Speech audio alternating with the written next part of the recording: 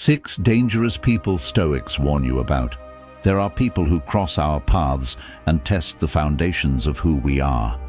They don't come wielding swords or shouting threats. Their power is subtler, entangling our emotions, testing our virtues, and luring us away from the path of reason. The ancient Stoics, masters of inner strength and clarity, warned us about these dangerous people, not because they can control us. No one can truly control a disciplined mind, but because they can awaken the very weaknesses we must conquer. Let us walk this path together and uncover the 6 dangerous people Stoics urge us to guard against, not with fear, but with wisdom and resolve. 1. The Flatterer. First is the flatterer, the one who feeds our ego with sweet words. At first, their praise feels like sunlight on our soul. But beware, flattery is not nourishment, it is poison wrapped in honey. Marcus Aurelius cautioned, "Receive without pride, let go without attachment." The flatterer thrives on making us dependent on their approval. They inflate our ego, clouding our judgment and turning us into seekers of validation rather than seekers of truth. Imagine this. A friend or colleague praises you excessively, but only when it serves their interests. They inflate your achievements to blind you to your flaws. Slowly, you stop striving for excellence and begin chasing applause. Guard yourself against the flatterer by seeking truth, not comfort. Surround yourself with those who challenge your growth, not those who feed your vanity. 2. The Cynic. The second dangerous person is the cynic. They look at life and see only shadows.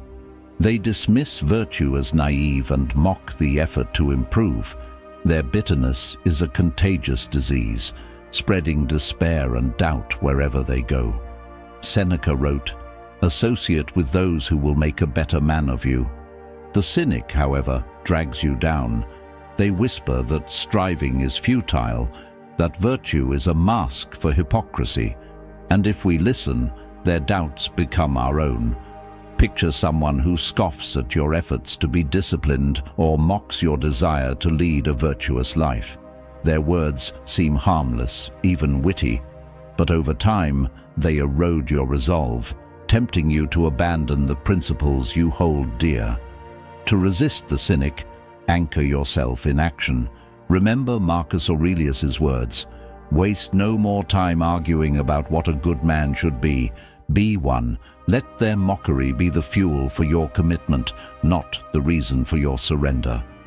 3. The Tempter. Next is the tempter, the one who lures us away from discipline and integrity with promises of ease, pleasure, or shortcuts. They do not force, they entice.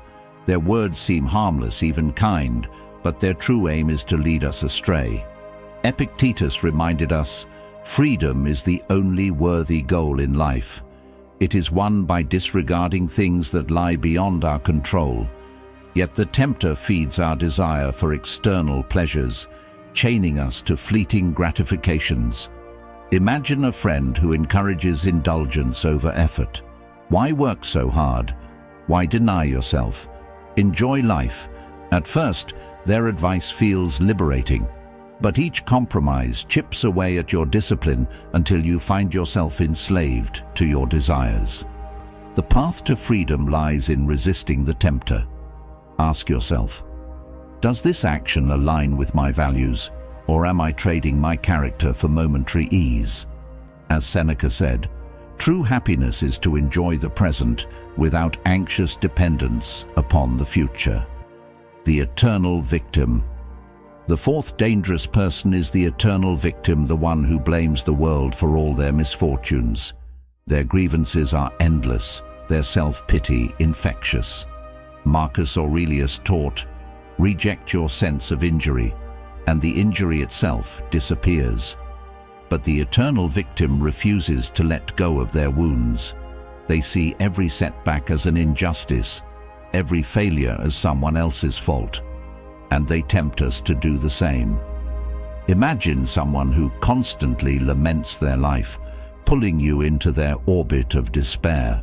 At first, you sympathize, but soon their narrative seeps into your mind, making you question your own ability to overcome challenges.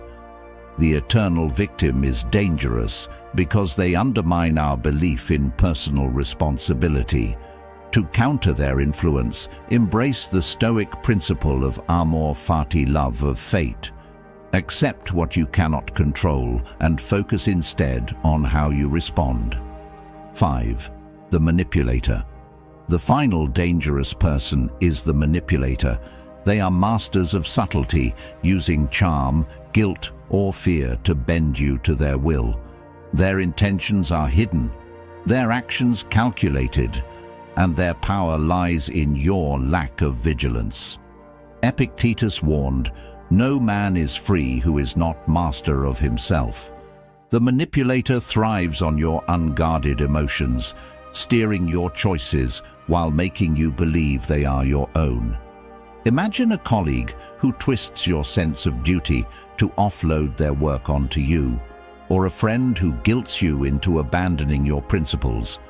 Their tactics are not overt, they are insidious. And before you know it, you are acting against your own better judgment. To resist the manipulator, cultivate clarity of mind. Marcus Aurelius advised, "If it is not right, do not do it. If it is not true, do not say it." These simple words serve as a compass, ensuring your actions remain aligned with your values, no matter the pressure. The Gossip Monger. The sixth dangerous person is the Gossip Monger, the one who thrives on spreading rumors and feeding conflict. They masquerade as confidants, drawing you in with whispers and secrets. But their true goal is chaos, eroding trust, and filling your mind with distractions. Seneca warned us about this danger. The mind unoccupied with serious things flutters here and there in the confusion of its idleness. The Gossip Monger preys on this idleness, tempting us to focus on others' flaws rather than our own growth. Imagine someone who approaches you with a juicy story about a colleague or friend.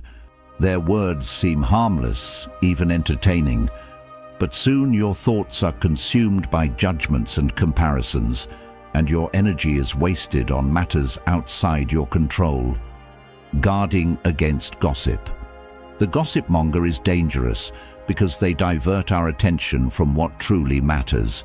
They pull us into a world of trivialities where emotions run high and wisdom is drowned out by noise. Marcus Aurelius reminds us, "You always have the option of having no opinion. There is never any need to get worked up or to trouble your soul." To resist the Gossip Monger, practice restraint. Refuse to be a participant in their narrative. Instead, redirect conversations towards solutions, wisdom, or silence. By doing so, you not only shield your mind from distraction, but also set an example of integrity. As Epictetus said, keep your attention focused entirely on what is truly your own concern, and be clear that what belongs to others is their business and none of yours. In rejecting gossip, we reclaim our focus, our peace, and our purpose. The dangerous people we face are not just obstacles, they are tests of our strength, our discipline, and our commitment to live with virtue.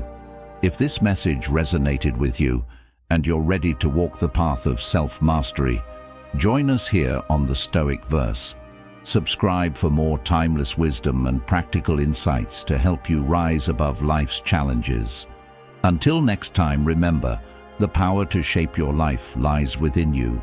Stay steadfast, stay disciplined, and keep striving for greatness.